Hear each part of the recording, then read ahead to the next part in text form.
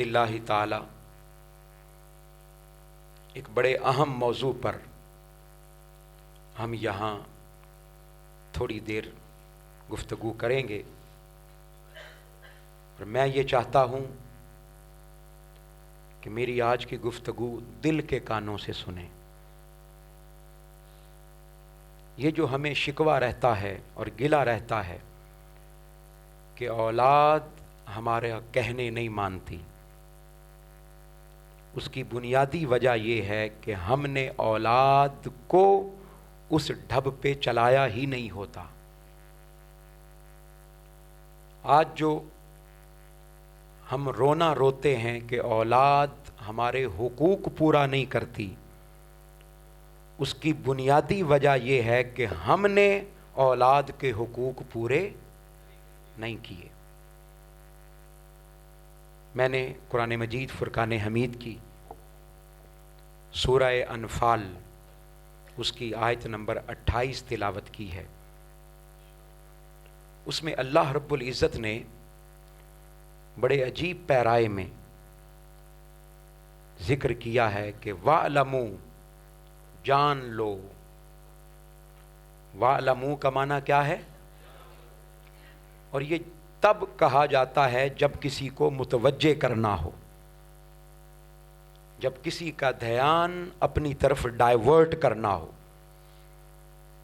علماء موجود ہیں، قبلہ مفتی صاحب موجود ہیں، قرآن مجید فرقان حمید میں جہاں کہیں وَاعْلَمُوا کا لفظ آیا ہے وہاں اللہ رب العزت نے اپنی بات کی ہے۔ جہاں قرآن مجید میں وَاعْلَمُوا کا لفظ آیا ہے وہاں اپنی بات کی ہے۔ 2-3 مثالیں دیتا ہوں تاکہ آپ کو بات کی سمجھ آ جائے۔ فرمایا وَاعْلَمُوا أَنَّكُمْ مُلَاقُوهُ، فرمایا جان لو کہ تم ایک ملاقات کرنے والے ہو، تم اللہ سے ملنے والے ہو۔ وَاعْلَمُوا، پھر فرمایا وَاعْلَمُوا أَنَّكُمْ غَيْرُ مُعْجِزِ اللَّهِ، فرمایا جان لو کہ تم اللہ کو عاجز نہیں کر سکتے۔ اللہ کو عاجز، جتنی مرضی سائنس ترقی کر جائے، ٹیکنالوجی ترقی کر جائے، انسان اوج ثریا پر پہنچ جائے یا تحت الثری تک پہنچ جائے، انسان جتنے مرضی سیارے، سیارچے، پلینٹس وہاں تک تسخیر کر لے، لیکن پھر بھی غیر معجز اللہ، تم اللہ کو عاجز نہیں کر سکتے۔ پھر فرمایا قرآن مجید میں وہ آیات پیش کرنا چاہتا ہوں جن کے شروع میں وَاعْلَمُوا آیا ہے تاکہ آپ جڑ جائیں موضوع کے ساتھ۔ فرمایا وَاعْلَمُوا أَنَّ اللَّهَ بِمَا تَعْمَلُونَ بَصِيرٌ، جان لو کہ تم جو کچھ کرتے ہو اللہ پاک اسے دیکھ رہا ہے، اس کی بصارتیں بھی ہیں، اس کی بصیرتیں بھی ہیں، اس کی بصارتوں کا انکار بھی نہیں کیا جا سکتا اور اس کی بصیرتوں کا انکار بھی نہیں کیا جا سکتا۔ پھر فرمایا بڑی توجہ سے وَاعْلَمُوا أَنَّ اللَّهَ بِكُلِّ شَيْءٍ عَلِيمٌ، جان لو کہ اللہ رب العزت ہر چیز کا علم رکھنے والا ہے۔ علیم صفت مشبہ کا صیغہ ہے جس میں ہمیشگی پائی جاتی ہے، مداومت پائی جاتی ہے۔ علیم، وہ ہمیشہ جاننے والا ہے، ہمیشہ جاننے والا ہے، ہمیشہ علم رکھنے والا ہے۔ آپ نے دیکھا جہاں جہاں اس کا اپنا ذکر تھا، اپنی بات تھی، اپنی شانوں کا ذکر تھا، اپنی توحید کی بات تھی، اس کی بصارت کی بات تھی، اس کی بصیرت کی بات تھی، اس کی عظمت کی بات تھی، اس کے علم کی بات تھی، وہاں اس نے فرمایا وَاعْلَمُوا۔ اب اگر اندازہ ہو گیا ہے تو اب اس آیت مبارکہ کی طرف آئیے۔ فرمایا وَاعْلَمُوا، جان لو، انما اموالکم و اولادکم فتنہ، 2 نعمتیں اللہ پاک نے آپ کو ایسی عطا فرمائی ہیں، آپ ذکر کر رہے تھے ابھی، دو نعمتیں اللہ پاک نے ایسی عطا فرمائی ہیں جو ہیں تو نعمت، لیکن نعمت کے ساتھ ساتھ وہ ایک فتنہ بھی ہیں. اور فتنہ یہ اردو والا فتنہ نہیں ہے، سازش کے معنی میں نہیں ہے، بلکہ فتنہ کا معنی ہے آزمائش. کیا معنی ہے بولیے؟ آزمائش. آپ کو پتا ہے کہ میں پڑھنے پڑھانے والا بندہ ہوں، میں ساتھ لے کر چلنے والا بندہ ہوں، آپ نے میرا ساتھ دینا ہے. آزمائش، اولاد بھی آزمائش اور مال بھی. آپ کہیں گے کیسے؟ سن لیں، دو تین باتیں عرض کر دیتا ہوں. دنیا کی ہر نیکی کا آغاز بھی مال اور اولاد سے ہوتا ہے، اور دنیا و آخرت کی ہر بدی اور برائی کا آغاز بھی مال اور اولاد سے ہوتا ہے. دنیا و آخرت کی ہر اچھائی بھی مال اور اولاد سے ہے، اور دنیا و آخرت کی ہر برائی بھی مال اور دنیا و آخرت کی ہر نیک نامی اور ناموری بھی مال اور اولاد سے ہے، اور دنیا و آخرت کی ہر بدنامی بھی مال اور دنیا و آخرت کی ہر خوش بختی بھی مال اور اولاد سے ہے، اور ہر بدبختی بھی مال اور دنیا و آخرت کی ہر کامیابی بھی مال اور دنیا و آخرت کی ہر ناکامی بھی مال اور. بس اتنا فرق سمجھ لیں، اگر اولاد ہو مال نہ ہو گزارا ہو سکتا ہے. اولاد ہو مال نہ ہو انسان خوشیوں کے بہانے ڈھونڈ لیتا ہے، امید لگا لیتا ہے. لیکن اگر مال ہو اولاد نہ ہو ساری خوشیاں پھیکی پڑ جاتی ہیں، زندگی پھیکی ہو جاتی ہے. تو اصل چیز وہ اولاد ہے. اس سے بڑی کائنات میں نعمت کوئی نہیں، اس سے بڑا کائنات میں کرم کوئی نہیں. اور پھر اگلا جملہ سنیے گا، انسان کی زندگی کا ماضی بھی اولاد سے ہے، انسان کی زندگی کا حال بھی اولاد سے ہے، اور انسان کی زندگی کا مستقبل بھی اولاد سے ہے. آپ کہیں گے کیسے؟ یہ جو والدین میرے سامنے بیٹھے ہیں، ماں باپ سفید داڑیوں والے، یہ اپنی اولاد کے لیے ماضی ہیں، رول ماڈل ہیں، اور ان کی اولاد ان کے لیے حال ہے، اور ان کی اولاد ان کے لیے مستقبل ہے. ساری چیزیں آپس میں جڑی ہوئی ہیں. اب جب آپ نے جان لیا، آپ نے سمجھ لیا، کیونکہ آپ کو پتا ہے ہم موضوع سے نہیں ہٹتے، اور ہمارے پاس بڑا مختصر سا وقت ہوتا ہے، اور ہم نے اس میں زیادہ مواد دینا ہوتا ہے. اور اصل ہمارا جو ترہ امتیاز ہے وہ یہ ہے کہ وقت کی پابندی. میں بڑی تیزی کے ساتھ، اب آپ نے سمجھ لیا کہ اولاد کی کتنی اہمیت ہے. اب آپ مجھ سے پوچھیں گے کہ علامہ صاحب بتائیں پھر اولاد کے حقوق کیا ہیں، تاکہ اگر ہماری نظر ان حقوق کی فہرست پر ہی پڑ جائے تو شاید ہماری قسمت سنور جائے، ہمارا مقدر سنور جائے، ہمارا ماضی بہتر ہو جائے، ہمارا حال بہتر ہو جائے، ہمارا مستقبل بہتر ہو جائے، ہماری آخرت بہتر ہو جائے، ہماری زندگیاں اچھی ہو جائیں، اس قوم کا مقدر سنور جائے. ہم جو رونا روتے رہتے ہیں کہ ہمارے ہاں تبدیلی نہیں آتی، شاید کوئی تبدیلی آ جائے. پہلا حق بیان کرنے لگا ہوں بڑی توجہ اور بڑے انہماک سے. پہلا حق اولاد کا یہ ہے کہ انہیں اچھے ماں باپ مہیا کیے جائیں. پہلا حق کیا ہے؟ کہ انہیں اچھے ماں باپ. یہ اب بچوں کے اختیار میں تو نہیں ہے، اولاد کے اختیار میں تو ہاں آپ کے اختیار میں ہے، آپ کے اختیار میں ہے.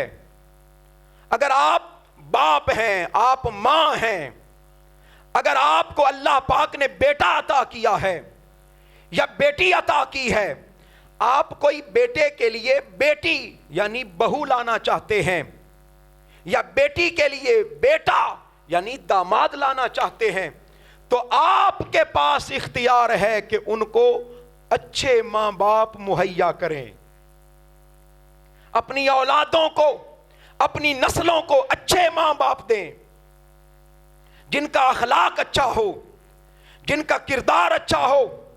پہلی امتوں میں اہل یہود جب شادیاں کیا کرتے تھے وہ حسن و جمال دیکھا کرتے تھے. عیسائی لوگ جب شادیاں کیا کرتے تھے وہ مال و دولت دیکھا کرتے تھے. ارے مجوسی لوگ جب شادیاں کیا کرتے تھے وہ حسب اور نسب دیکھا کرتے تھے. جب باری آئی میرے مصطفیٰ کی, جب باری آئی آمینہ کے لال کی, جب باری آئی حضرت عبداللہ کے آنکھ کے تارے کی, جب باری آئی حضرت آمینہ کے لال کی, جب باری آئی امت مصطفیٰ کی, میرے مصطفیٰ نے فرمایا حسن و جمال بھی دیکھا کرو کوئی بات نہیں, مال و دولت بھی دیکھا کرو کوئی بات نہیں, ارے حسب و نسب بھی دیکھا کرو کوئی بات نہیں, لیکن سب سے بڑی چیز فرمایا جو دیکھا کرو جہاں رشتہ جوڑ رہے ہو ادھر دین بھی ہے یا نہیں ہے. دین دیکھا کرو, دین دیکھا کرو, دین دیکھا کرو, شریعت دیکھا کرو, شریعت پر پابندی دیکھا کرو. اگر چاہتے ہو کہ نئی نسلیں اچھی ہو جائیں, اگر چاہتے ہو کہ مستقبل اچھا ہو جائے, تو پھر دیکھا کرو بیٹی یا بیٹا دین کیسا ہے, اس کے ہاں نماز کا رواج بھی ہے یا نہیں ہے, اس گھر میں دین اور شریعت کی پابندی بھی ہے یا نہیں ہے. گھر کا ماحول دیکھا کرو, اس گھر میں جائے نماز بھی ملتی ہے یا نہیں ملتی, اس گھر کے افراد کو قبلہ رخ کا بھی پتا ہے یا نہیں پتا. یہ میں وہ باتیں بتا رہا ہوں جو میرے تجربے میں ہیں. ہم جاتے ہیں گھروں میں, لوگوں کو یہ نہیں پتا, میں ذرا پوچھ کے بتاتا ہوں قبلہ رخ کدھر ہے. دیکھا کرو دین کتنا ہے, دیکھا کرو دین کے ساتھ تعلق کتنا ہے, پھر رشتے جوڑا کرو, پھر تعلق بنایا کرو. اگر ایسا کر لیا تو بنیاد اچھی بن جائے گی. یہ پہلا حق ہے آپ کی نسلوں کا, آپ کی اولاد کا. دوسرا حق بڑا امپورٹنٹ ہے. شادی ہو گئی, شادی کے بعد اگلا حق, احمد حسن بھائی کہاں بیٹھے ہیں جی, ادھر ہی بیٹھے ہیں ماشاءاللہ. اگلا حق بڑا امپورٹنٹ ہے, وہ ہے کہ اب شادی ہو گئی, اب اگلا حق یہ ہے اولاد کا کہ ان کے لیے دعا کی جائے. کیا کی جائے؟ اور اللہ وجہ البصیرت بتا رہا ہوں, علماء موجود ہیں, قرآن مجید نیک اولاد کے لیے دعاؤں سے بھرا پڑا ہے, بھرا پڑا ہے. حضرت زکریا علیہ السلام کی دعائیں, حضرت ابراہیم علیہ السلام کی دعائیں, حضرت حنا کی دعائیں نیک اولاد کے لیے. دعائیں رب حب لی من الصالحین, میرے مولا مجھے اولاد عطا فرما, لیکن صالحین میں سے عطا فرمانا, صالحین میں سے عطا. نیک اولاد کے لیے ہم اور چکروں میں پڑ گئے, اور جھمیلوں میں پڑ گئے, انجوائے کرنے کے چکروں میں پڑ گئے. ہم نے بتایا ہی نہیں کہ دین کیا ہے. ارے دعائیں کریں اپنی نیک اولاد کے لیے, ادھر دعائیں نکلتی ہیں ادھر قبول ہوتی ہیں. اور یہاں یہ بات عرض کر دوں, انبیاء علیہ السلام کی سنت ہے نرینہ اولاد کے لیے دعا کرنا. بعض لوگوں کے ذہنوں میں آتا ہے نہیں جی وہ تیاں بھی تے رحمتی نے, نہیں, انبیاء علیہ السلام دعا کرتے آئے نرینہ اولاد کے لیے, بیٹے کے لیے. اب تصور کیجئے حضرت زکریا علیہ السلام حضرت مریم کے حجرے میں گئے. وہ حجرہ انہوں نے خود ہی بنایا تھا مسجد اقصیٰ میں. حضرت مریم کی عمر 6 سال تھی. باہر سے تالا لگاتے تھے, اندر انٹر ہوئے, اندر جا کے دیکھا حضرت مریم کے پاس بغیر موسم کے پھل موجود تھے. پوچھا اے مریم یہ کہاں سے آئے؟ عرض کیا من عند اللہ، یہ اللہ کی طرف سے آئے. اب قرآن مجید اس بات کا گواہ ہے.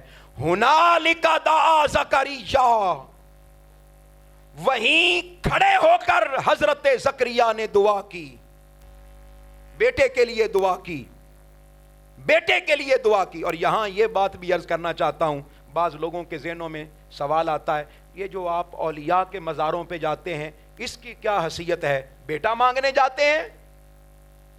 میں یہاں عرض کرنا چاہوں گا حضرت زکریا نے بھی حضرت مریم کے حجرے میں دعا کی. اور جگہ بھی کر سکتے تھے، وہاں دعا کی جہاں کسی اللہ کے ولی کا گھر ہو، کسی اللہ کے ولی کا مسکن ہو، اس کا ڈیرا ہو، اس کا در ہو، اس کا مزار ہو، وہاں کھڑے ہو کر دعا کرنا یہ نبیوں کی سنت ہے. اور اگلی بات، اگر وہاں دعا کی جائے تو قبولیت میں دیر نہیں ہوتی، اللہ پاک فوراً عطا کرتا ہے. وہیں کھڑے کھڑے اللہ پاک نے فرمایا اے زکریا ہم تجھے یحییٰ کی بشارت دیتے ہیں. اگرچہ عمر 90 سال تھی، کتنی تھی بولیے؟ اگر ولی کا وسیلہ آ جائے تو پھر وہ عمروں کو بھی نہیں دیکھا کرتا. دعا کر کے دیکھو، اولاد کے لیے دعا کر. مسئلہ یہ ہے کہ ہم دعا ہی نہیں کرتے. وَإِذِ ابْتَلَىٰ إِبْرَاهِيمَ رَبُّهُ بِكَلِمَاتٍ، اللہ پاک نے ابراہیم علیہ السلام کو آزمایا. جب آزمائش پر پورے اترے فرمایا قَالَ إِنِّي جَاعِلُكَ لِلنَّاسِ إِمَامًا، فرمایا اے ابراہیم تو ہر آزمائش پر پورا اترا ہے، ہم تجھے اس کائنات کی امامت عطا کرتے ہیں. کافی تھا، کافی تھا، اتنا کافی تھا. مثال کے طور پر علامہ آصف جاوید صاحب آپ کے امام ہیں، آپ ان کو کہیں جی ہم آپ کو امام بناتے ہیں، یہ کہیں جی اے دسو کہ میری اگلی نسل دا کی بنے گا، میرے بچے دا انہوں بھی امام رکھو. وہ کہیں گے علامہ صاحب آپ اپنی فکر کریں، بچے جب بڑے ہوں گے تو دیکھا جائے گا. قربان جاؤں اللہ پاک نے ابراہیم کو امامت دی.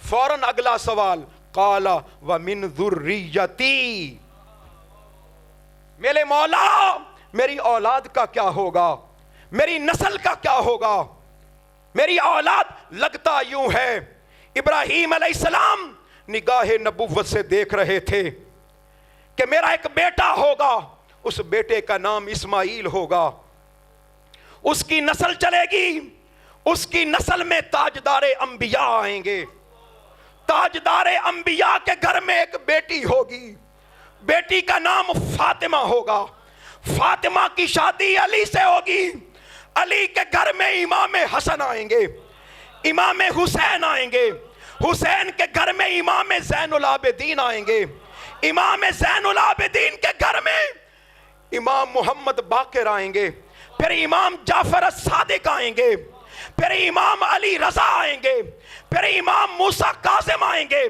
پھر امام مہدی آئیں گے. ارے سنو، امامت تو جا کر بعد میں ملی لیکن دعا ابراہیم نے کی ہے.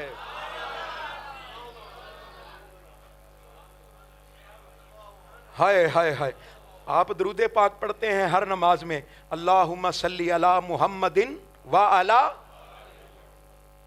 آج سمجھ آئی؟ سمجھ آئی؟ اور پھر جنہوں نے دعا کی تھی ان کو بھی نہیں بھولا گیا، وعلی ابراہیم وعلی. ہائے ہائے ہائے، دیکھیں تعلق کیسے جوڑ دیا، تعلق کیسے. دعا کرو، اولاد کے لیے دعا کرو، خدا کی عزت کی قسم نسلیں سنور جائیں گی. ہم آج اور چکروں میں پڑ گئے، ہنی مون کے چکروں میں پڑ گئے. جائز ہے، جائز ہے، جائز ہے، جایا کرو، انجوائے کیا کرو، لیکن خدا را سجدے سے سر نہ اٹھایا کرو. نیک نسلوں کے لیے دعا کیا کرو اگر چاہتے ہو کہ مقدر سنور جائیں.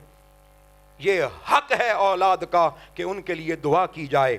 اگلا حق، اب امانت اللہ پاک نے ماں کے بطن میں دے دی، ماں کے بطن میں امانت آ گئی. اب اگلا حق جو اللہ پاک عطا فرماتا ہے وہ ہے حق کے زندگی. کون سا حق بولیے؟ بولیے ذرا ترتیب کے ساتھ یاد کرتے آئیں گے تو یاد رہے گا. اگلا حق بڑا امپورٹنٹ ہے اور وہ ہے حق کے. حضور کے زمانے میں بچے کو پیدا ہونے کے بعد مارا جاتا تھا, قتل کر دیا جاتا تھا, بیٹے کو یا بیٹی کو. لیکن آج کے دور میں بتا رہا ہوں ماں کے پیٹ کے اندر ہی مار دیا جاتا ہے. اور ہم جانے نہ جانے اس جرم میں شریک ہیں. اب مسئلہ سن لیں. جب ماں کے بطن میں امانت آتی ہے, بچہ آتا ہے, تو آج کی سائنس نے بھی ثابت کیا اور اللہ اور اس کے رسول نے بھی بتا دیا کہ 120 دنوں کے بعد دھڑکن بن جاتی ہے. اللہ پاک اس کو جان عطا کر دیتا ہے, زندگی عطا کر دیتا ہے. کتنے دنوں بعد؟ تقریباً 4 مہینے بنتے ہیں. اب مسئلہ سن لیں, اگر آپ کو بچہ نہیں چاہیے, آپ ریموو کروانا چاہتے ہیں, آپ ابارشن کروانا چاہتے ہیں, آپ کو نہیں چاہیے بچہ, تو آپ کے پاس 120 دن کا ٹائم ہے, آپ اس کو ریموو کروا سکتے ہیں. لیکن اگر 120 دن گزر جائیں, اس کو زندگی مل جائے, اس کو حیات نصیب ہو جائے, دھڑکن بن جائے, اب آپ اس کو ریموو نہیں کر سکتے, اب ابارشن نہیں کر سکتے. اس کی وجہ یہ ہے کہ اب اللہ نے اس کو زندگی عطا کر دی. ایکسیپشنل صورتیں موجود ہیں, یعنی مثال کے طور پر ماں کی زندگی کو خطرہ ہے یا بچے کی زندگی کو خطرہ ہے, یہ صورتیں الگ ہیں, ایکسیپشن موجود ہے. لیکن جان بوجھ کر روزی کے ڈر سے, رزق کے ڈر سے, اللہ پاک نے قرآن مجید میں فرمایا لا تقتلوا اولادکم خشیۃ املاق. لوگوں روزی کے ڈر سے, رزق کے ڈر سے خبردار اپنی اولادوں کو قتل نہ کرنا. جی ذرا منڈا پیراں تے کھڑو جاوے پھر شادی کریں گے. پتہ نہیں پہلے کس چیز پہ کھڑا تھا جو اب پیروں پہ کھڑا کرنا چاہتے ہیں. نہیں, شادیاں کرو, بچوں کی جلدی شادیاں کرو, جوانی میں شادیاں کرو, اس لیے کہ جب شادی کرو گے آنے والی بھی اپنا رزق ساتھ لائے گی, اور جو بچہ آئے گا وہ بھی اپنا رزق ساتھ لائے گا. جب رزق ملتے جائیں گے وہ پاؤں پر خود ہی کھڑا ہو جائے گا. لوگوں اس ڈر سے نہ اولادوں کو قتل کرو, نہ بچوں کو قتل کرو, نہ نسلوں کو قتل کرو. آج کوئی نام نہاد ہاسپٹل یا نام نہاد ڈاکٹر اگر ایسا دھندا کرتا ہے تو اس کو روکو, اس تعلیم کو لوگوں تک پہنچاؤ, ان کو بتاؤ کہ اللہ پاک نے ہماری نسلوں کو زندگی کا حق دیا ہے. کون سا حق دیا ہے؟ زندگی کا حق دیا ہے. اب زندگی کا حق مل گیا, اگلا حق بڑا امپورٹنٹ ہے, وہ یہ ہے کہ جب بچہ دنیا میں آ جائے, کیا بولیے؟ دنیا میں آ جائے. اب اگلا حق یہ ہے کہ جیسے ہی دنیا میں آئے اس کو خوبصورت نام کا تحفہ دیا جائے. کون سا حق ہے بولیے اس کا؟ خوبصورت نام کا, اسلامی نام کا حق دیا جائے. آج ہم نے جدیدیت کی دوڑ میں, ماڈرنزم کی دوڑ میں ہم نے اسلامی نام رکھنا چھوڑ دیے, جدید سے جدید نام رکھنا چاہتے ہیں, یونیک سے یونیک نام رکھنا چاہتے ہیں. دین کو بھول گئے ہم, شریعت کو بھول گئے ہم نے دین کو پسے پشت ڈال دیا. فلموں کے نام پر, ڈراموں کے نام پر, ایکٹرز کے نام پر, ایکٹریسز کے نام پر بچوں کے نام رکھنا شروع کر دیے. میرے آقا علیہ السلام نے فرمایا, قرآن مجید اس بات کا گواہ ہے, آقا علیہ السلام نے فرمایا لوگوں نام پہچان ہوا کرتا ہے, نام تعارف ہوا کرتا ہے, نام زندگی ہوا کرتا ہے, اور ناموں کے زندگی پر بڑے اثرات ہوتے ہیں. آقا علیہ السلام کے پاس جو کوئی بھی آیا, آقا علیہ السلام نے اس کا نام اگر اچھا تھا تو برقرار رکھا, نہیں تو تبدیل فرما دیا. ایون کے حدیث پاک میں آتا ہے مولا کائنات اپنے بچوں کو حضور کی بارگاہ میں لے کر پیش ہوئے. ہائے ہائے، حضور نے فرمایا ارونی ارونی، مجھے دکھاؤ تو صحیح، ذرا جذبات دیکھیے، مجھے دکھاؤ تو صحیح کون سا مہمان آیا ہے، نام کیا رکھا ہے؟ علی۔ مولا کائنات چونکہ بہادر تھے، عرض کی یا رسول اللہ حرب نام رکھا ہے، غیر اسمہ، آقا علیہ السلام نے فرمایا نہیں، یہ حرب نہیں ہے بلکہ حسن مجتبی ہے۔ پھر جب امام حسین پیدا ہوئے، پھر حضور کی بارگاہ میں پیش کیا، حضور نے فرمایا بتاؤ کیا نام رکھا ہے؟ یا رسول اللہ پھر حرب رکھا ہے۔ آقا علیہ السلام نے نہیں فرمایا، فرمایا نہیں بل ہوا حسین، یہ تو حسین ہے۔ جب پھر چھوٹا شہزادہ پیدا ہوا، پھر کیا نام رکھا ہے؟ یا رسول اللہ اس کا نام بھی حرب رکھا ہے۔ فرمایا بل ہوا محسن، نہیں یہ محسن ہے، یہ شبیر ہے، یہ شبر ہے، یہ مشبر ہے، میرے مصطفیٰ نام بدلتے رہے۔ ہم نے کیا کیا؟ ہم نے کئی بچوں کا نام میں نے دیکھا پرویز نام رکھا ہوا ہے، پرویز۔ پرویز وہ بدبخت تھا جس نے میرے مصطفیٰ کے خط کو پھاڑ دیا تھا، وہ بادشاہ۔ پرویز نام نہ رکھا کرو، حضور نے فرمایا جس طرح اس نے میرے خط کو پھاڑا ہے، اللہ پاک اس کی سلطنت کو بھی ٹکڑے ٹکڑے کر دے گا۔ پھر قیصر نام نہ رکھا کرو، قیصر نام نہ رکھا کرو۔ پھر آقا علیہ السلام کی بارگاہ میں ایک عورت آئی، کیا نام ہے؟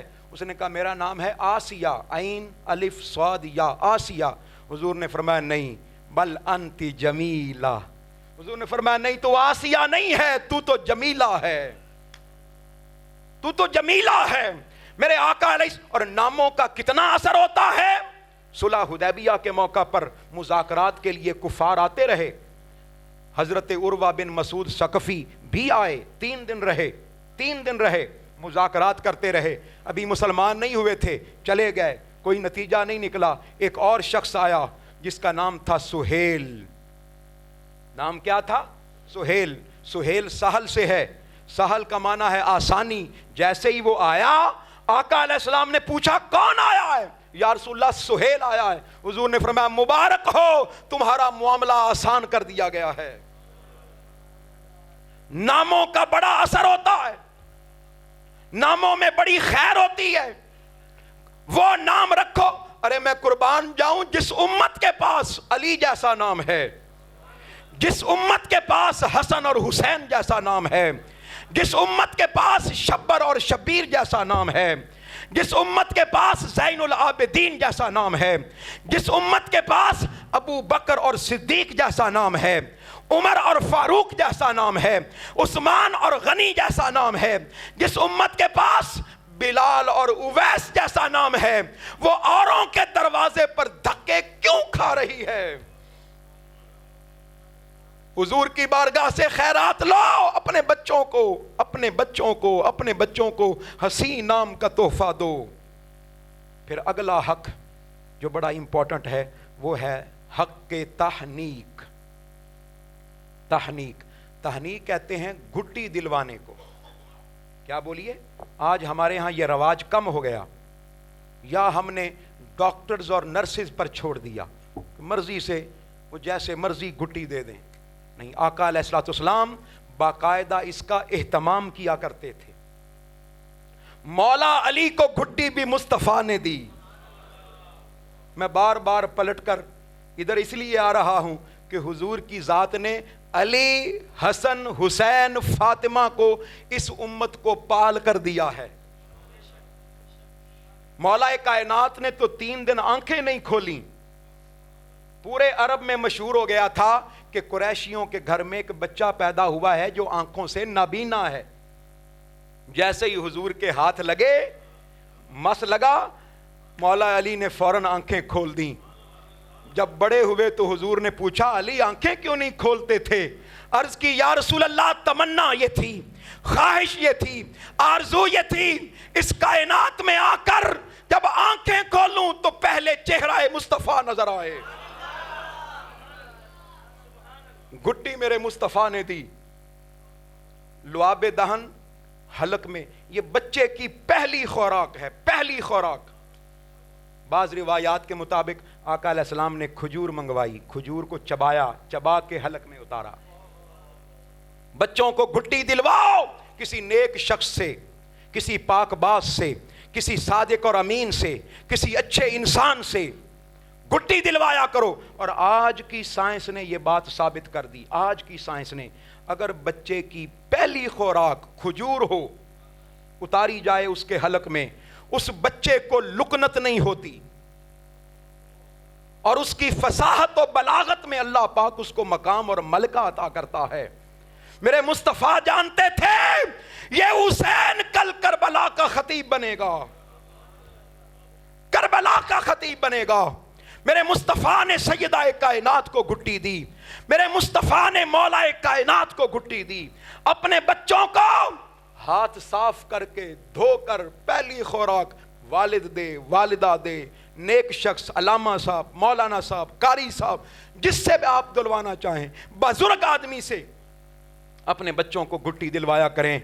इससे नई नस्लों की बुनियाद अच्छी रखी जाएगी। फिर अगला हक जो बड़ा इंपॉर्टेंट है वो है हक के रिदाअत। माएं बच्चों को अपना दूध पिलाएं। बड़ी इंपॉर्टेंट बात अर्ज करने लगा हूं। माएं बच्चों को, सारे बोलिए, अपना दूध पिलाएं। माएं बच्चों को अपना, ये उस बच्चे का हक है। हमने आज बच्चों को डिब्बे वाले दूध पर लगा दिया, बड़ा होकर वो डिब्बा ही बन जाता है, या फिर किसी डिब्बे पीर के पीछे भाग पड़ता है। बस समझ आए, बच्चों को माएं अपना दूध पिलाएं, अपना शीरे जिगर पिलाएं, अपना खून जिगर पिलाएं। अल्लाह पाक ने जो अमानत दी है, कोई केमिकल उसका मुकाबला, कोई डिब्बे वाला दूध उसका मुकाबला, कोई केमिकल, कोई डिब्बे वाला दूध, कोई फार्मूला दूध उसका मुकाबला, इवन के किसी जानवर का दूध भी उसका मुकाबला। जिसने उस बच्चे को पैदा किया है उसने खुराक भी उसकी साथ उतारी है, साथ उतारी है, और बताया है लोगों, दुनिया का कोई फार्मूला इसका मुकाबला नहीं कर सकता, दुनिया का कोई मिनरल उसका मुकाबला नहीं कर सकता। और यहां आज की साइंस ने साबित किया है, ये जो औलाद वालिदैन का कहना नहीं मानती, जी मेरा पुत्र कहना नहीं मनदा, मेरी धी कहना नहीं मनदी, वजह यह है कि आपने बचपन में उसको सीने से लगाया ही नहीं। आज की साइंस ने साबित किया, जो माएं बच्चों को अपना दूध पिलाती हैं उनकी बॉन्डिंग ज्यादा अच्छी होती है, उनका ताल्लुक ज्यादा अच्छा होता है। और फिर बड़ी अहम बात, बड़ी अहम बात, मां के दूध में ऐसी ग़िज़ाइयत है, बच्चा नौजवान सेहतमंद होता है, उसको बीमारियां नहीं लगती, उसका इम्यून सिस्टम अच्छा होता है, कुव्वत मदाफ़त अच्छी होती है, उसके अंदर अल्लाह रब्बुल इज़्ज़त ज़हानत और फतानत को रख देता है। वजह क्या है कि माएं जब अपना दूध पिलाएं। और यहां रुक कर एक जुमला और कहना चाहता हूं। आज हम वक्फे की बात करते हैं कि दो बच्चों के दरमियान क्या होना चाहिए, वक्फा होना चाहिए। और औरतें उसकी खातिर न जाने क्या क्या खाती हैं, क्या क्या पापड़ बेलती हैं, कैसी कैसी गोलियां और कैसे कैसे इंजेक्शंस, और उसके फिर सेहत पर असरात होते हैं। यहाँ एक अजीब बात बताऊं, माओं को हुक्म है कि अपने बच्चों को कितने साल दूध पिलाएं, हाउलैन कामिलैन, 2 साल तो ये हो गए, और 9 महीने माँ अमानत को अपने बतन में रखती है, तकरीबन 3 साल, 9 महीने ये और 2 साल वो, तकरीबन 3 साल। सुन लें, 3 साल तो आपके पास पहले बच्चे का हक है कि उसको अच्छी तवज्जो अता करें, उसका अच्छे तरीके से ध्यान करें, उसकी अच्छे तरीके से तरबियत करें, उसका ख्याल रखें, उससे प्यार करें, और 3 साल के बाद अगले बच्चे के बारे में सोचें। और आज की मेडिकल साइंस ने यह बात साबित की, जो माएं रेगुलरली अपने बच्चों को दूध पिलाती हैं, अल्लाह पाक कुदरती तौर पर वक्फे का एहतमाम कर देता है। मैं बता रहा हूं कि यह बच्चे का हक है कि मां उसको दूध पिलाए। और फिर अगला हक जो बड़ा इंपॉर्टेंट है वो है हक के परवरिश। حق کے رزق، اس کی اچھی پرورش کرنا، اس کا اچھا خیال رکھنا، اس کو اچھا رزق دینا، اس کو اچھا کھانا کھلانا. صرف ایک حدیث پاک پیش کرتا ہوں اور پھر جلدی سے آگے نکل جاتا ہوں. حدیث پاک میں ہے، اور یہ بخاری شریف میں اور مسلم شریف میں دونوں میں موجود ہے، دیگر کتابوں میں بھی موجود ہے. ام المومنین سیدہ عائشہ صدیقہ فرماتی ہیں کہ ایک دن میں گھر میں موجود تھی کہ دروازے پر دستک ہوئی. ایک کالے رنگ کی عورت آئی، اس کے ساتھ اس کی 2 بیٹیاں تھیں. کتنی بیٹیاں؟ 2. وہ آئی، اس نے آ کر کہا کہ اے ام المومنین، کئی دن سے گھر میں فاقہ ہے، کھانے کو کچھ نہیں، کچھ کھانے کو دیں. ام المومنین کہتی ہیں میں پورا گھر تلاش کرتی رہی، مجھے کھانے کو کچھ نہیں ملا. بالآخر 3 کھجوریں ملی پورے گھر سے، کا شانہ مصطفیٰ سے. اچھا یہاں یہ بات بھی عرض کر دوں، کوئی کہے جی گھر میں تھا کچھ نہیں، نہیں تھا سب کچھ، لیکن انہوں نے گھر میں کچھ رکھا نہیں تھا، رکھا نہیں تھا. فاقے آتے رہے. ایک دن امام حسن اور امام حسین فاقے سے زمین پر گر گئے. گھر میں ایک نوکرانی تھی، خادمہ تھی حضرت فضا. اس نے کہا چلو میں کچھ انتظام کرتی ہوں. وہ گھر گئیں، ایک چاندی کی ڈلی اٹھا لائیں، چاندی کی ڈلی، اور کہا امام حسن مجتبیٰ سے، ننھے شہزادے تھے، بیٹا اس کو بیچ کر کچھ جو اور ستو لے آئیں. امام حسن مجتبیٰ نے جب دیکھا، حدیث پاک میں آتا ہے آپ کھڑے ہو گئے، چہرے پر جلال آ گیا. کہا اماں فضا آپ کیا سمجھتی ہیں، ہم مجبوری کی حالت میں کھانے کے محتاج ہیں، پینے کے محتاج ہیں؟ نہیں، آپ نے اپنا پاؤں زمین پر مارا، ساری زمین سونا بن گئی. فرمایا اماں فضا جتنا دل چاہتا ہے سونا لے جا، ہم تو نانے مصطفیٰ کی سنت پر عمل کر رہے ہیں. ارے ایسا نہیں تھا کہ تھا کچھ نہیں، نہیں وہ رکھتے کچھ نہیں تھے، رکھتے کچھ نہیں تھے. تو 3 کھجوریں ملیں، تینوں کھجوریں اس ماں کے حوالے کر دیں. اس نے ایک کھجور ایک بیٹی کو دی، دوسری کھجور دوسری بیٹی کو دی، اور تیسری کھجور کھانے کی بجائے اس نے یوں ہتھیلی میں پکڑ لی. یہ بخاری شریف، پکڑ لی اور رکھ کے بیٹھ گئی. اب ان بچیوں کی بھوک تو نہیں اتری تھی. جب انہوں نے اپنی اپنی کھجور کھا لی تو ماں کے چہرے کو تکنے لگی. ام المومنین حیرانی سے دیکھ رہی تھیں. ماں نے وہ کھجور جو اس کے ہاتھ میں تھی، جو اس کا اپنا حصہ تھا، اس کے بھی 2 ٹکڑے کر دیے. ایک حصہ ایک بیٹی کو دیا، دوسرا حصہ دوسری بیٹی کو دیا. انہوں نے خوش خوش کھایا اور چلی گئی. ام المومنین نے یہ بات تاجدار کائنات سے عرض کر دی، یا رسول اللہ آج عجیب ماجرا ہوا. ایک ماں نے ایک کھجور بھی خود نہیں کھائی، اپنے بچوں پر قربان کر دی. آقا علیہ السلام نے فرمایا اے عائشہ خوش ہو جا، آج یہ منظر اللہ پاک نے مجھے دکھا دیا ہے، اور ساتھ اللہ پاک نے مجھ سے وعدہ کیا ہے کہ اللہ پاک نے اس ماں پر دوزخ حرام کر دی ہے، جنت واجب کر دی ہے. میں قربان جاؤں ان ماؤں پر جو اپنا کھانا بھی بچا کر اپنے بچوں کو دیتی ہیں. پتر پہلے تو کھا لے، میری دی پہلے تو کھا لے. بچا بچا کے رکھتی ہیں، بچا بچا کے رکھتی ہیں. میں اللہ اور اس کے رسول کی بارگاہ میں اس منبر رسول پر بیٹھ کر عرض کر رہا ہوں، آپ کا یہ محنت کرنا، آپ کا یہ رزق دینا، بچوں کے لیے اہتمام کرنا، محنت مزدوری کرنا، نوکریاں کرنا، یہ فرض عبادت کے بعد سب سے بڑی نیکی ہے. یہ علماء کی موجودگی میں عرض کر رہا ہوں. رزق کمانا اور اپنے بچوں کے منہ میں نوالا ڈالنا، یہ فرض عبادت کے بعد نماز روزہ، بلکہ شاید ان کے برابر ہی کیوں نہ ہو. یہ اتنا بڑا کام ہے، اتنا بڑا فرض ہے، کیونکہ اللہ رب العزت فرماتا ہے کہ نرزقکم، رزق تمہیں ہم دیتے ہیں. اور بندہ اللہ رب العزت کی بارگاہ سے وہ فیض لے کر، وہ رزق لے کر اپنی اولاد کو دیتا ہے. حدیث پاک میں آتا ہے، آقا علیہ السلام نے فرمایا کہ جب تم بچوں سے وعدہ کرو تو اس وعدے کو پورا کرو. یہ حدیث پاک ہے. بچوں سے کیا کرو؟ پتر تمہیں کینڈی لے کے دوں گا، بچے تمہیں لیز لے کر دوں گا, تمہیں گاڑی لے کر دوں گا, اور پھر ہم کہتے ہیں بچوں سے کیا ہوا وعدہ ہے. وَإِن وَعَدتُّمُوهُمْ, اگر تم ان بچوں سے وعدہ کرو, فَفِفُّوا, فرمایا پورا کرو. کیوں؟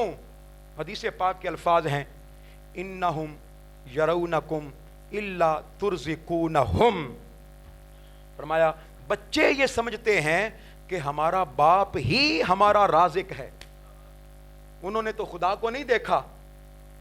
بولیے, انہوں نے تو غریب سے غریب باپ ہو, اولاد کے لیے وہ بھی بادشاہ ہوتا ہے, بادشاہ ہوتا ہے. فرمایا انہوں نے رب کو تو نہیں دیکھا, انہوں نے رب کے روپ میں باپ کو دیکھا ہے.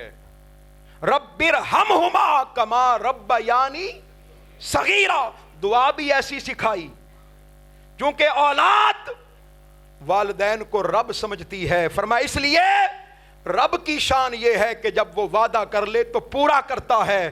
تم بھی جب وعدہ کرو تو اپنی اولاد سے پورا کرو, وعدہ پورا کرو. اور اگلا حق بڑا امپورٹنٹ ہے, اور وہ ہے حق کے مساوات.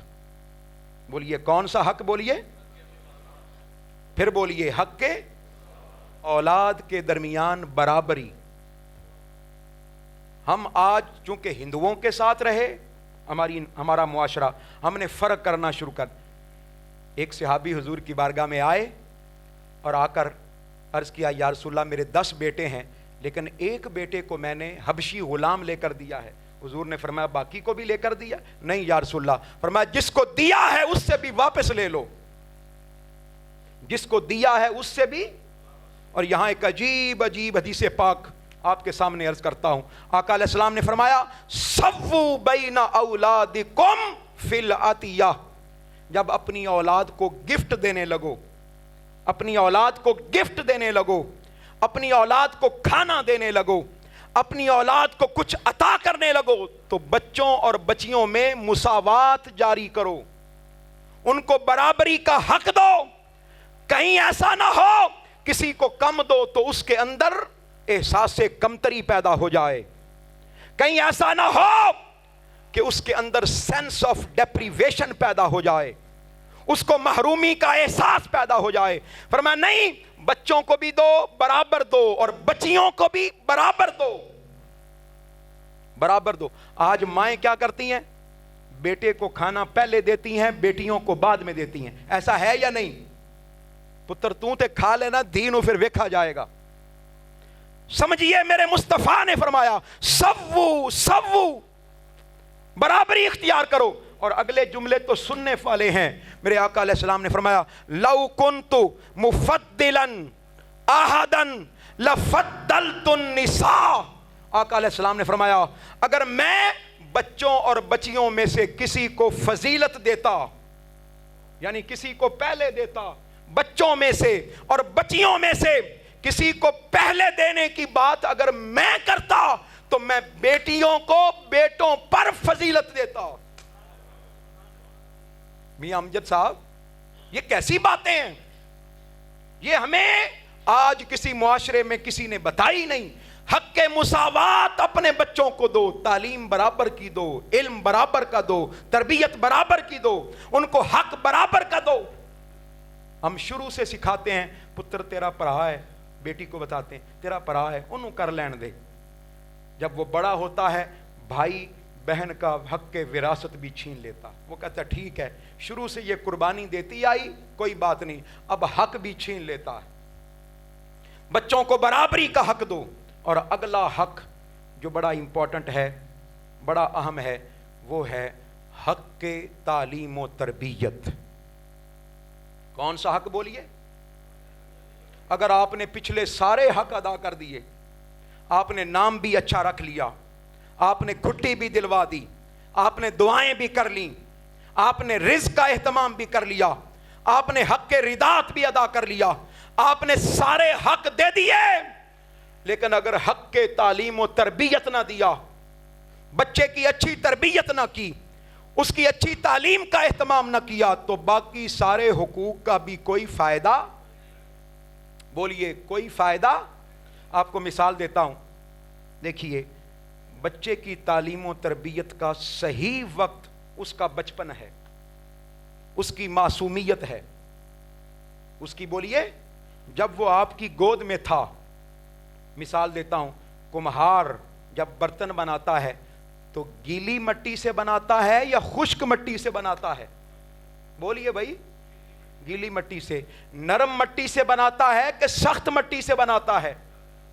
وہ مٹی کو لیتا ہے، اپنے پیندے پر سجاتا ہے، سجانے کے بعد اس کو مزید نرم کرتا ہے، اپنے ہاتھوں کے ساتھ مس کرتا ہے، مس کرنے کے بعد پیندے کو گھماتا ہے، گھمانے کے بعد جہاں سخت ہاتھ لگاتا ہے وہاں نشان سخت پڑتا ہے، جہاں نرم ہاتھ لگاتا ہے وہاں نشان نرم پڑتا ہے، جہاں منہ بنانا چاہے منہ بن جاتا ہے، جہاں پیندہ بنانا چاہے پیندہ بن جاتا ہے، گلاس بنانا چاہے گلاس بن جاتا ہے، جگ بنانا چاہے جگ بن جاتا ہے، سراہی بنانا چاہے سراہی بن جاتا ہے، تھالی بنانا چاہے پلیٹ بن جاتی ہے۔ لیکن اگر وہ 2-3 دن کے لیے رکھ دے اور اب چاہے کہ اس میں تبدیلی ہو جائے، تبدیلی کر سکتا ہے؟ ہاتھ لگائے گا ٹوٹ جائے گا۔ لوگوں بتانا یہ چاہتا ہوں، صحیح تعلیم و تربیت کا وقت ان کا بچپن ہے۔ ہم بڑے ہو کر شکوہ کرتے ہیں جی بچے کہنا نہیں مانتے، اب کیسے مانے؟ بچوں کا اخلاق اچھا نہیں ہے، اب کیسے اچھا ہو؟ آپ نے بچپن میں تو سکھایا ہی نہیں، ان کو بتایا ہی نہیں۔ اپنے بچوں کی انگلی پکڑ کر مسجد میں لاؤ، میں جملہ دوبارہ عرض کر رہا ہوں، بچوں کی انگلی پکڑ کر کہاں لاؤ؟ معذرت کے ساتھ آج مسجدوں میں اعلان ہوتا ہے جی بچیاں نو ذرا پیچھے کر دیو، وہ پیچھے ہی رہیں گے۔ جی وہ شور کرتے ہیں، شور نہیں کریں گے تو کیا کریں گے؟ جی وہ کھیلتے ہیں، کھیلیں گے نہیں تو کیا کریں گے؟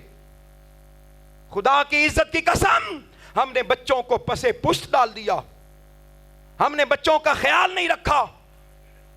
آج پوری دنیا میں چلے جائیں، عالم عرب میں چلے جائیں، آپ ترکی میں چلے جائیں، وہاں مساجد میں باقاعدہ بچوں کے کھیلنے کی جگہ ہے، ان کے لیے پلے ایریاز ہیں، ان کے لیے کھلونے رکھے جاتے ہیں۔ اور ترکی زبان میں ان کا ایک مشہور مقولہ ہے، وہ کہتے ہیں جس مسجد سے بچوں کے کھیلنے کی آواز نہ آئے، بچوں کے شور کی آواز نہ آئے، بچوں کے دوڑنے کی آواز نہ آئے، وہ قومیں اپنی اگلی نسلوں کی فکر کر لیں۔ کیا مسجد نبوی میں حسنین کریمین نہیں آیا کرتے تھے؟ بتائیے بھائی بتائیے، میرے مصطفیٰ کی پشت پر آ کر سوار نہیں ہوا کرتے تھے؟ کسی ایک دن کوئی ایک بتا دے مجھے حضور نے سیدہ کائنات کو منع کیا ہو، بیٹی فاطمہ میں ڈسٹرب ہوتا ہوں، میرے صحابہ ڈسٹرب ہوتے ہیں، یہ آگے سے گزرتے ہیں اور پھر امام کی پشت پر سوار ہو جاتے ہیں، بیٹی خیال رکھا کرو، میں قربان جاؤں میری نماز مصطفیٰ کی نماز سے بڑی تو نہیں ہو گئی، ہمارا دین حضور کے دین سے بڑا تو نہیں ہو گیا۔ آقا علیہ الصلوۃ والسلام، خدا کی عزت کی قسم، صحابی کہتے ہیں میں حضور سے ملنے گیا۔ اب 2 روایات ہیں، ایک روایت حضرت امامہ کے بارے میں ہے اور ایک روایت حسنین کریمین کے بارے میں ہے۔ صحابی کہتے ہیں میں پہنچا، حضور اکیلے نماز پڑھ رہے تھے، چادر مبارک آقا علیہ السلام نے اوڑھی ہوئی تھی اور اندر سے کوئی حرکت محسوس ہو رہی تھی۔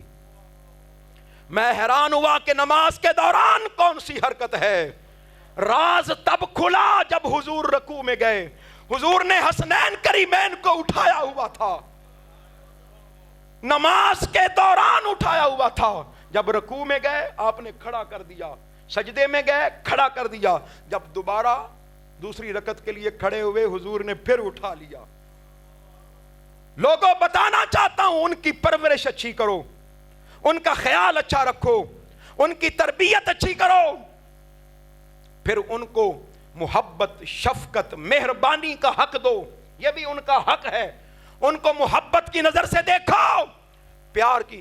حسنین کریمین کو حضور اپنے کندھوں پر سوار کیا کرتے تھے، اور خالی سوار نہیں کیا کرتے تھے، سوار کر کے صرف گھر میں نہیں مدینے کی گلیوں میں نکل جایا کرتے تھے۔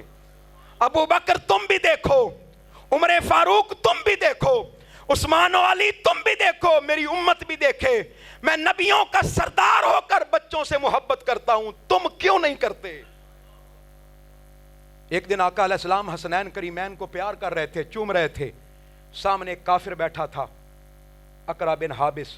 اس نے کہا میرے 10 بچے ہیں، میں نے تو کبھی نہیں چوما. آقا علیہ السلام نے ایک عجیب جملہ ارشاد فرمایا جو ہمیں یاد ہے، باقی بھول گئے. حضور نے فرمایا من لا یرحم لا یرحم، جو رحم نہیں کرتا اس پر رحم نہیں کیا جاتا. میں آپ کو صحیح بتا رہا ہوں، آپ چہرے دیکھ لیا کریں، جس کے ماتھے پر 24 گھنٹے بل رہے، جس کے ماتھے پر اکڑن رہے، جس کی زبان میں غصہ رہے، بچوں کے لیے، بیوی کے لیے، گھر والوں کے لیے، آپ دیکھیں اس بندے کا اللہ پاک چہرہ ہی بگاڑ دیتا ہے. اپنے بچوں سے شفقت سے پیش آؤ، اپنے بچوں سے محبت سے پیش آؤ، اپنے بچوں کے رزق کا خیال رکھو، ان کی تعلیم و تربیت کا خیال رکھو، ان کو مسجدوں میں لے کر آؤ. اور آخری حدیث پاک جو بڑی امپورٹنٹ ہے، آقا علیہ السلام نے فرمایا، علماء موجود ہیں، کتابیں بھری پڑی ہیں، حضور نے فرمایا ادبوا اولادکم علی ثلاث خصال، فرمایا لوگوں اپنی اولادوں کو 3 خصلتیں سکھاؤ. کتنی بولیے؟ اپنی اولادوں کو 3 خصلتیں سکھاؤ. ادبوا، علموا. میں والا منہ سے بات شروع کی تھی، اللہ منہ پر آ کر ختم کر رہا ہوں. ادبوا ادبوا، سکھاؤ سکھاؤ. اور یہ سکھانا ایسا ہے، فرمایا بٹھا کر سکھاؤ. ادبوا، بٹھا کر سکھاؤ. کیا؟